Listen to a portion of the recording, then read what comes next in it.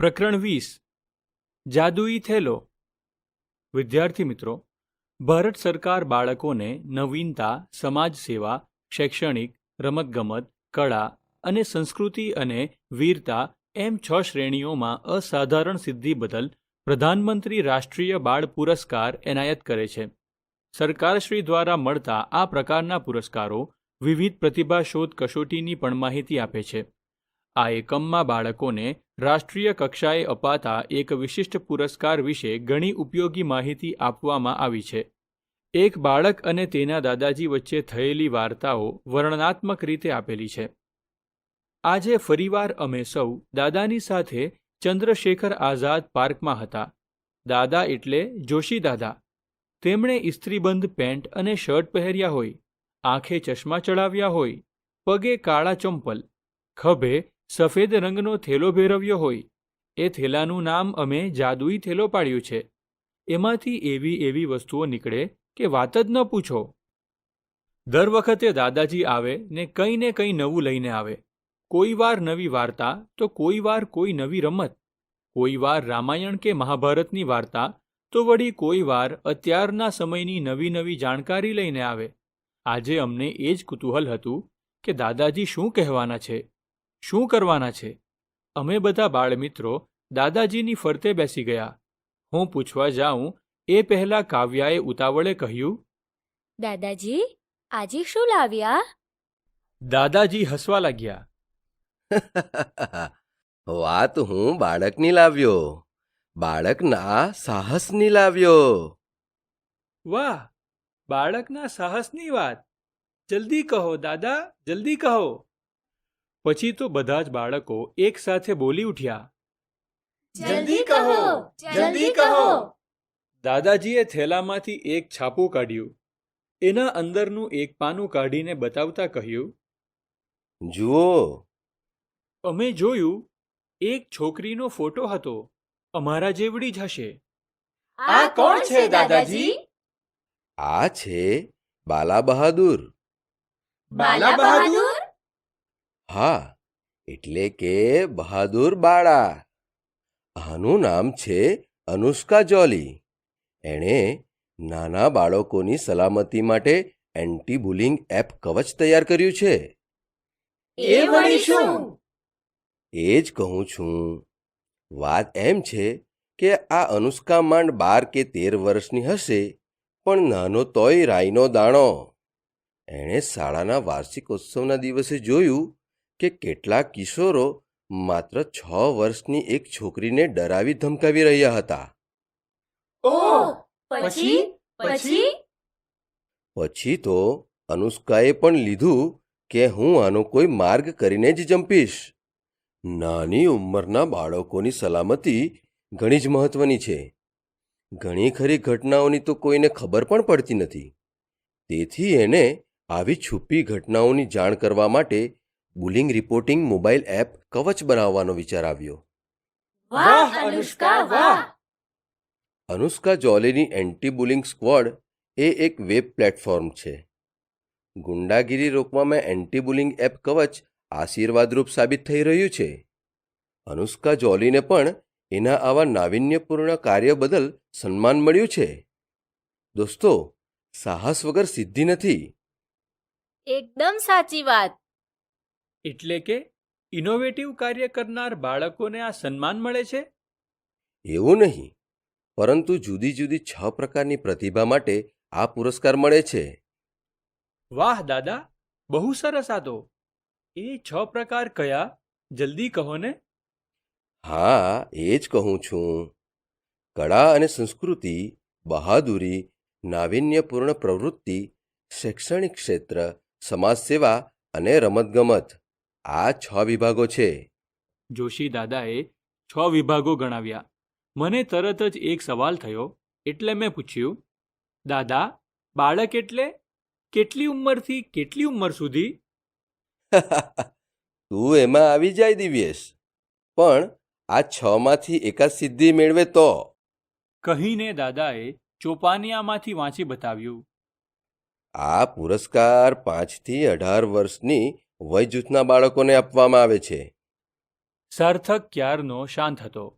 એણે હવે પૂછ્યું, દાદુ, આ પુરસ્કારમાં સરકાર શું આપે? આ છોકરો બહુ પાક્કો હો. સાર્થકનો સવાલ અગત્યનો છે. ભારત સરકાર બાળકોને તેમની અસાધારણ સિદ્ધિઓ માટે પ્રધાનમંત્રી રાષ્ટ્રીય બાલ પુરસ્કાર એટલે કે PMRBP એનાયત કરે છે, જેમાં પુરસ્કાર મેળવનારને મેડલ, પ્રશસ્તિપત્ર અને ₹1,00,000નો રોકડ પુરસ્કાર આપવામાં આવે છે.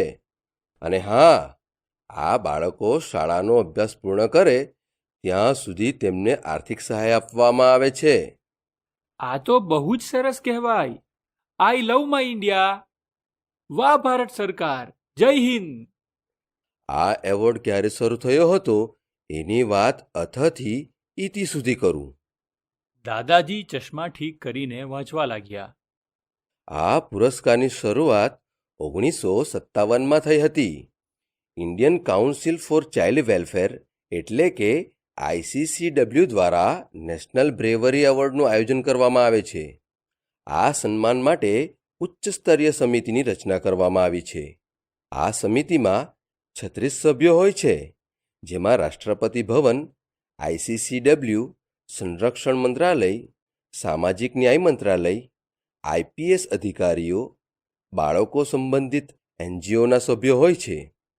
જે તે જિલ્લાના જિલ્લા મેજિસ્ટ્રેટ પોતપોતાના જિલ્લાના પ્રતિભાશાળી બાળકોની કોઈ વાર્તા હોય તો આ સમિતિને મોકલે છે, જેમાંથી પુરસ્કાર માટે બાળકોને પસંદ કરવામાં આવે છે. દાદાજી, આજે તો તમે સરસ જાણકારી આપી, પરંતુ મને એક વાત પૂછવાનું મન થાય છે. હજુ શું પૂછવાનું રહી જાય છે તારે? એ તો હું એમ પૂછતી હતી કે આપણા ગુજરાત રાજ્યમાંથી કોઈને આ પુરસ્કાર મળ્યો છે કે નહીં? અરે હા, એ માહિતી પણ આપી દઉં. ગુજરાતમાંથી અત્યાર સુધી ઘણા બાળકોને આ પુરસ્કાર મળ્યો છે. વડોદરાના શૌર્યજીતને રાષ્ટ્રીય બાલ પુરસ્કાર મળેલો છે. 36મી નેશનલ ગેમ્સમાં માત્ર 10 વર્ષનો સૌથી નાની ઉંમરનો એ ખેલાડી હતો અને મલખંબ જેવી સૌથી અઘરી રમતના પ્લેયર તરીકે તેણે એન્ટ્રી પ્રાપ્ત કરીને ઇતિહાસ રચ્યો હતો. જો કે સ્પર્ધાના 10 દિવસ પહેલાં જ તેના પિતાનું નિધન થયું. તે ગમગીન થયો, પણ પૂરા મનોબળ અને માતાના આશીર્વાદ સાથે તે મલખંબના અખાડામાં ઉતર્યો. તેણે અદ્ભુત કવાયતોથી સૌ કોઈને મંત્રમુગ્ધ કરી દીધા. તેણે શાનદાર અને દમદાર રીતે પોતાનું પરફોર્મન્સ આપી વ્યક્તિગત ઇવેન્ટમાં બ્રોન્ઝ મેડલ જીતેલો. વડાપ્રધાનશ્રીએ એમના ટ્વિટર પર લખેલું, વોટ અ સ્ટાર શૌર્યજીત ઇઝ. તેમણે શૌર્યજીતને 36મી નેશનલ ગેમ્સનો સ્ટાર પરફોર્મર ગણાવેલો. શૌર્યજીતે કહેલું, મલખંબમાં કેરિયર બનાવવાની પ્રેરણા મને મારા પપ્પાએ આપેલી. હું 4 વર્ષનો હતો ત્યારથી તેમણે તાલીમ શરૂ કરાવેલી. નેશનલ ગેમ્સમાં ભાગ લઈ મેં તેમના સ્વપ્નને પૂરું કર્યું છે. અરે વાહ, શાબાશ શૌર્યજીત. કોકિલા ઊંચે અવાજે બોલી એટલે દાદાજીએ કહ્યું, જીવનમાં શારીરિક સ્વાસ્થ્ય, માનસિક સ્વાસ્થ્ય, સમસ્યા ઉકેલવાની શક્તિ, આત્મવિશ્વાસ જેવા ઘણા બધા ગુણો જરૂરી છે. દાદાજીએ ખૂબ ખુશી વ્યક્ત કરી. ત્યાં સાર્થકે ધીમેથી કહ્યું, દાદાજી, મજા આવી ગઈ, પણ એક વસ્તુ તો બાકી રહી ગઈ. મેં નહોતું કહ્યું કે આ છોકરો બહુ પાક્કો છે? જોશી દાદાએ સાર્થકના વાંસામાં પ્રેમથી ધબ્બો માર્યો. પછી થેલામાંથી તલની ચીકી કાઢીને બધાને આપી. જાદુઈ થેલાવાળા દાદાજીની જય. ખેવના બોલી. તે સાથે જ સૌએ આનંદની કિલકારી કરી. સારાંશ. જાદુઈ થેલો નામની વાર્તા જાદુઈ થેલીનો ઉલ્લેખ કરે છે, જેમાંથી વિવિધ રસપ્રદ વસ્તુઓ બહાર આવે છે. દાદાજી તેમની જાદુઈ થેલીમાંથી હંમેશા કંઈક નવીન લાવતા હોય છે, જે બાળકોને ઉત્સાહિત કરે છે અને તેમને નવી નવી માહિતી આપીને જ્ઞાન વધારવાનું કામ કરે છે. બાળકોમાં રહેલી જુદા જુદા પ્રકારની પ્રતિભાનું સન્માન દર વર્ષે રાષ્ટ્રીય કક્ષાએ થાય છે. એનો વિગતે પરિચય આ એકમમાં છે. પ્રધાનમંત્રી રાષ્ટ્રીય બાલ પુરસ્કાર આ પુરસ્કાર દ્વારા જ્ઞાની, પ્રતિભાશાળી અને સાહસિક બાળકોને માન્યતા આપવી અને પ્રોત્સાહિત કરવાનો પ્રયાસ કરવામાં આવે છે. અનુષ્કા જોલી અને શૌર્યજીતના કિસ્સાઓ દ્વારા બતાવ્યું છે કે પ્રતિકૂળ પરિસ્થિતિઓમાં પણ પ્રયાસ અને દ્રઢ નક્કર મનોબળથી મકસદ હાંસલ કરી શકાય છે. નાની ઉંમર હોવા છતાં મહેનત, સાહસ અને નવા વિચારો સાથે મોટા ફેરફારો લાવી શકાય છે.